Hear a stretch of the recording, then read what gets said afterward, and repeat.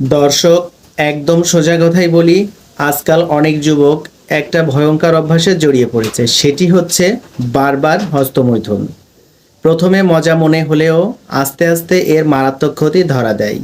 তাহলে শুনুন, কেউ বলছে লিঙ্গ আর শক্ত হয় না, কেউ বলছে সেক্স করার ইচ্ছাই নেই, কেউ বলছে লিঙ্গ ছোট বাচ্চাদের মতো হয়ে গেছে।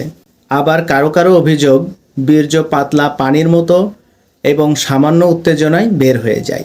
হ্যাঁ, ঠিক এই অবস্থায় শরীর দুর্বল হয়ে পড়ে, আত্মবিশ্বাস ভেঙে যায় এবং বিবাহিত জীবনে অশান্তি শুরু হয়।